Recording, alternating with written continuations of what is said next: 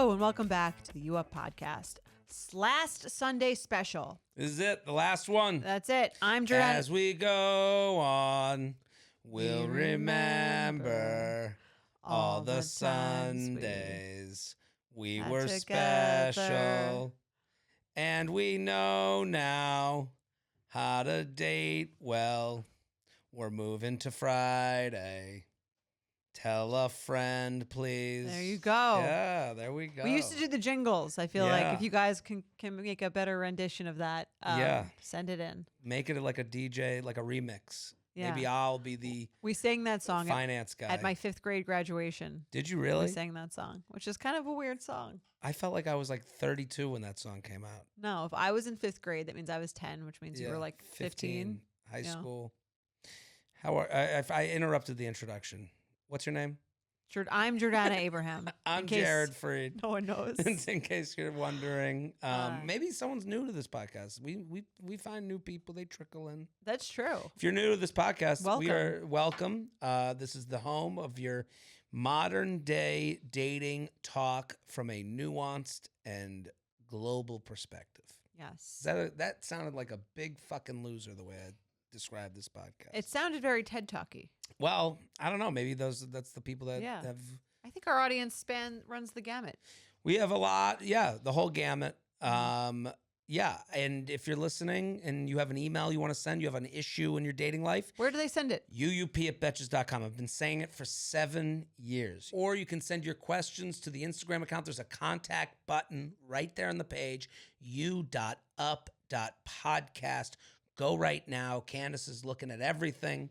And we want to hear from you. We want specific. We want real problems from real people. So otherwise, what's going on in your life, Jordana? What is going on in my life? It's October 13th. I'm getting ready Spooky season. Move back into my house. When's the move-in? It should be the end of the month, hopefully, if all goes well. Okay. So what about you? Are you moving? I'm here. Not forever. Moving. Did you renew your lease? I'm here. My lease goes until March, so I've put off decision making. I thought you would put it off till the fall. No, I did, and then you re-upped for the rest of the year. I was like, I'm staying. Okay. I'm here, and I'm not leaving. That's what I said. You're like the wolf of West Village. That's me. Yes. The wolf of the. And if you're listening now, I'm going to be in Raleigh next week or in a couple weeks. Raleigh. I'm also taping the special with Betches. We're doing a special. We're pumped. December 7th in Tarrytown, Not many New York. tickets left. Not a lot. We really thank you to everyone who bought tickets already. Thank you. There's some tickets available, but I'm also coming to St. Louis and Dania Beach and Tarrytown and Des Moines and Batavia, all the hot spots. Batavia? Yeah, I guess it's like a suburb Sounds like a great Chicago. I guess there's a new club there. Okay. And you know me, they bring in Jared to the new clubs. Get it off the ground. ground. Yeah, they wanted me to sail this ship. Yeah. So what else is new? Nothing is new. I don't know. I'm just here. Just having a fall. Are you having a hot girl fall? No. What is the fall? Brat fall? What is the trending fall thing? I'm having a chubby fall. Chubby fall? Yeah. Okay. I don't know. I worked out today. Nice. That doesn't sound like something a chubby fall. I drank 5 martinis last night. 5. Right, 5. That's enough. Over the course of how many hours? What, like 20 minutes? No.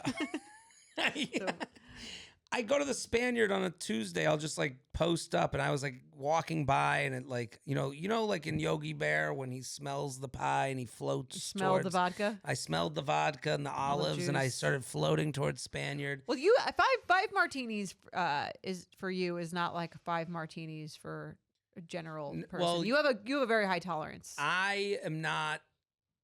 I like to think I'm not a bad drunk. I have a good poker face. Right. I don't even feel like you ever seem visibly drunk from the times that we've been. That's out. I mean, I have been visible. I'm sure. To say I've never, but I'm sure you have. But no, but you're not like sloppy. No, people say that I'm a pusher, but I'm not a pusher. I think sometimes you've said this, like I bring the party. Yeah. I'm the party. Yeah. So when I hang with people, they were like, there's a motivation. People were like, oh, let's have a drink. Let's hang. And then I'm like, another one? You ready? Another one. And then we have another one. And then we're, 3 deep. Oh my God. Should we do, it just made me think, because you always like, yeah, you're a great first date, as we learned last year. Should we do another When a Date with Jared? I'll read you the description. Here's what I'm looking for. Ready? Oh. How did you have this so ready? I got a question in my question box asking what I'm looking for. Oh, I like that and one. I Good will answer. read it. They asked if I have a type. Let's hear it. Okay? Yes, I wrote. I'm turned on by a woman with passion for their work and friends and family. Someone who's empathetic and sees the funny things in the parts of life that can be frustrating. A woman who is a little bit of a pain in the ass, but is aware of it. And she's got to have big fat titties and an ass that makes me stop in the street and act like I'm lost just so I can take a look. Also gives head tickles. That's what I'm looking for. Simple. Okay. Easy peasy. What are we talking about today? Let's start with the petty or prudent. Okay. All right. Hi, J&J. Long time, first time. It's a radio thing. Well, long time listener, first time writer. That first time writer. Well, long time, first time is like a shorter version. The shorthand version. On the radio, they go long time listener, first time caller, long time, first time. Yes. Yeah. Okay. Now I get it. I'm writing in with a petty or prudent of my own. I, 32 female, broke up with my ex of 2 years, 30 male, in the fall, after about 6 months of issues with no work on his part to fix anything. I'm the one who ended the relationship, but I was so fed up with asking for the same things over and over that the breakup brought out a lot of anger and frustration.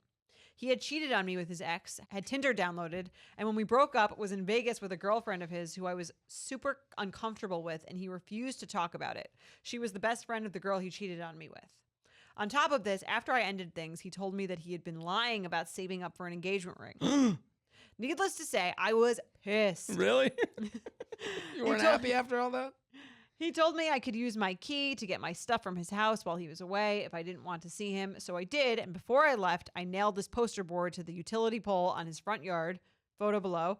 He saw it and when he got home the next day after a red eye from Vegas to Philly. So petty or prudent, your ex cheats on you. You put up a sign on their front yard calling them a cheater, signed petty and prudent. Let's see. It says, welcome home, cheater and liar. With his first and last name in the neighborhood on the telephone pole. I mean, I would love to walk past this, but that's a different question. Right. And they search the name right away. Yes. This would be great for me. Like, I would enjoy this. Right. This is good for the public. This is a public service that they've done. Yes. Adding happiness to the streets. Right. I mean, it's good for the world. It's not good for her. Him. Or her, I would say. I mean, this is definitely petty, I'm going to say. Right. This brings up a good question. Does all the things that were done to her, that by her own account, all these things, that he had Tinder and cheated on her with an ex, and then he's in Vegas and he's getting his dick sucked inside the spearmint rhino or whatever the fuck she wrote. Okay. Does anything, you can't do anything? Here's the thing. Those aren't even the reasons she says she broke up with him. And that's especially why it's petty to me. She doesn't say he cheated on me and we broke up. She said he wouldn't change. Right. Like, this is a petty because it really is not the reason they broke up. If like she's Tiger Woods' wife, she, when she found out all in one night, and this was her reaction to. Right. You're right. That I would say, still not prudent, still not but more understandable to this. An act of passion. Right. To me, this is so petty because she says after months, she literally says, after 6 months of issues with no work on his part to fix anything. That's why she says they broke up. That's not even she's fed up. Yes. But this is just one thing that he did wrong. Right. When the thing, and it's like so far after it. If she finds out he broke up and that he cheated on her and then she does this, I think it's more acceptable. This just seems like you're just trying to get your last word. And it's also giving the impression that you did walk in on him cheating that day. Right. You're telling a lie to the world walking by, like us walking by and being like, oh, let's look up this guy's name. This is hilarious and awesome. Right. We go, it must have just happened today. More dramatic. Right. We're automatically on her side. We don't sit there and go, well, they probably had other issues. And this is, in our minds, you have painted the picture that perfect marriage was ruined by him cheating and lying. And that is not what the case is. Perfect relationship, but yes. Whatever, the perfect whatever. Yeah, you're misleading the public. This is a mislead, which makes it pettier. Right. Yes, I'm with you. You've changed my mind. Why, you thought it was prudent? I just wasn't either way. I was like, that sucks that all these things happened to her. But she wanted us to think that. Right. And listen, I'm not saying she's not the victim in this situation. Yeah, I'm not saying he didn't do her wrong. I don't know what his side is. It sounds fairly black and white, but I'm sure he has. But it's interesting to me that, again, she didn't break up with him because of any of these things. Like, to me, if she wrote the email, I found out he was sleeping with his ex. I found out he was on Tinder. Mm-hmm. And I broke up with him then. I woke up Sunday. Yes. I'm listening to the Sunday special. I came home, his phone attached to the Bluetooth. Suddenly, I'm hearing a woman moaning, and it's him having sex on the other line. That's kind of, that's a different thing. Your window for the unhinged reaction has passed. Mm-hmm. You have to do it day of, or you have to control yourself and act like a more mature adult. Right. What would be within her rights? Like a petty or a prudent right, reaction? Like, is there a prudent reaction to, I've done everything, I keep trying, I have been moved to the brink where now I've been forced to dump you? I'm so frustrated. Yeah. I mean, I would tell everyone I knew. Right, that's prudent. That would be... Hey, this guy is not good company. Right. Beware. Here is the reason I've been wronged by this. Right. Anyone who was unsure whose fault the breakup was. Right. But you all, that's funny. Like, her circles are not even enough. Right. She needs the random passerby. To me, this makes her look a little crazy. No, right. Well, she would say I was driven to crazy. But again, I would make more sense. But you've played ball with this. Is the point? Yes, I think she's lost the upper hand by doing this because now they're both assholes. Right. No.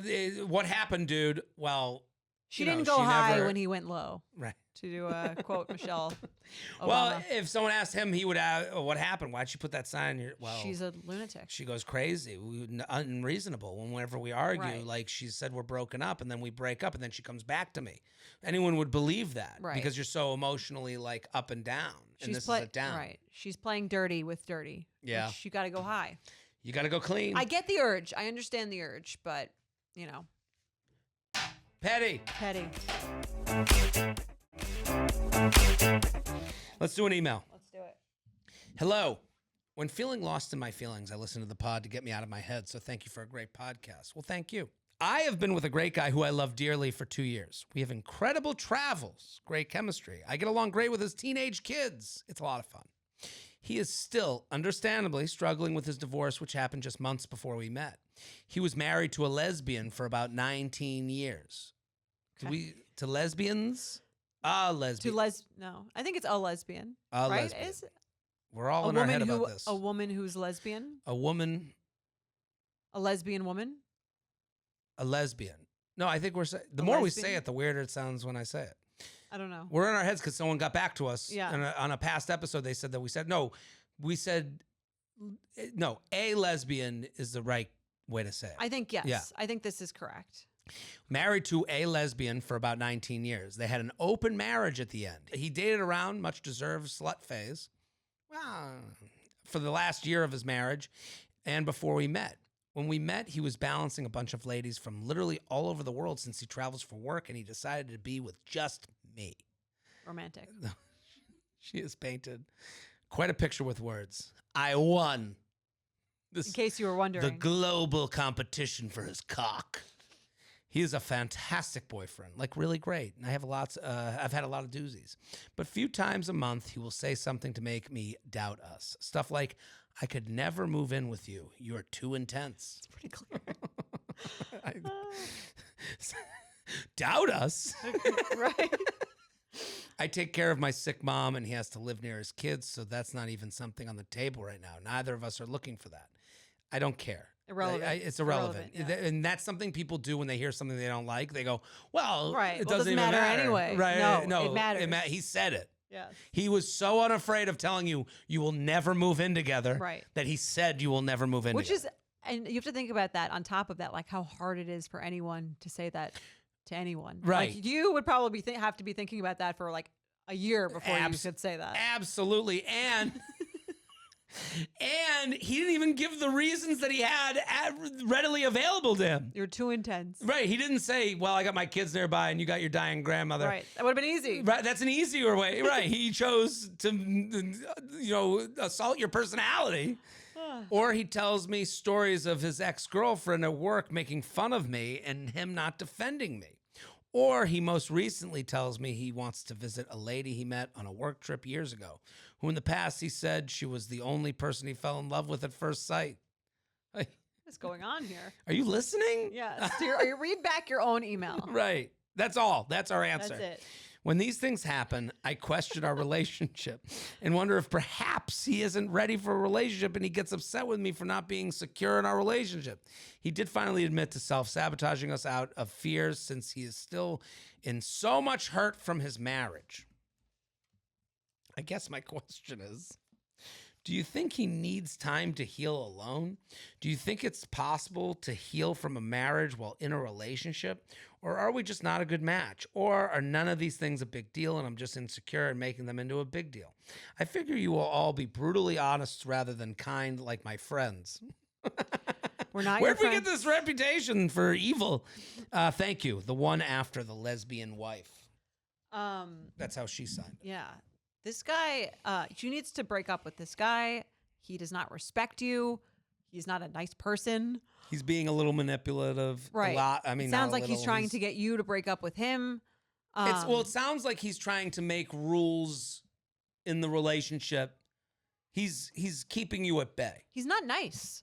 This isn't something a nice person would do. Right. Well, it sounds like he's slipping these things into fun conversations to not nice. I agree. These are not nice, but I'm saying I don't think it's like one.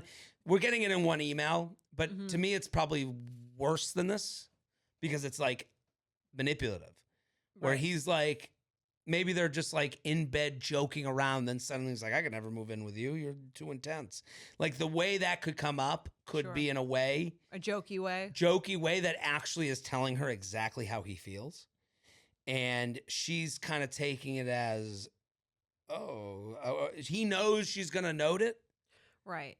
And then he just leaves it there and then stays with her. He's taking advantage of the fact that she is making excuses for everything, every hint that he's giving her. So he continues to I'm sure it didn't start like this. No. People see how much they can get away with, and then they keep going further and further. Right. That's the fact that he would say to her, this woman at work who was the only person I was ever in love with, who I want to go visit, is talking negatively about you. And I thought it was funny. I didn't say anything. Well, I think those are two different people. Oh, sorry. That makes it even worse. Right. Like, to me, that's someone who doesn't respect my feelings, care about how I feel, is trying to see, how much they can push me away. Like, right. Give him what he wants. And making sure, and to add to what you're saying, this is a person who is making his comfort a priority to anyone else in his life. So she's eating it up. And she's saying, right. Does he just need time to heal on his own? Right. So he has made it clear, my comfort is the most important thing in this house. If you're okay with that, stick around. Right. Let's see what else I can throw at you. Right. She's okay. Well, now I know the rules and, we could move in anyways. So I'm cool with that. Yeah. I don't know what to tell her. Because I don't know if she'll break up. Okay.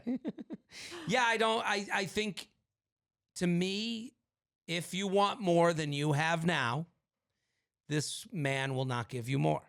He will be this forever. Right. You'll be living in Groundhog's Day. I think this will get you, every day will be the same because he wants to just chill. And my other question is like, why do you want to be with someone who speaks to you like that?